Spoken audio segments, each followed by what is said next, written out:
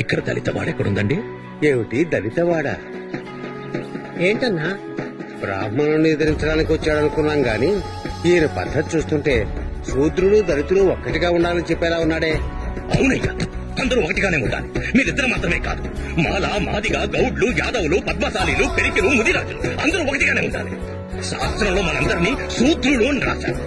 శూద్రులైనా పర్వాలేదు, అస్పృశ్యుల కంటే పైన ఉండాలనుకుంటున్నారు చూడండి, అది మూర్ఖత్వం అంటే.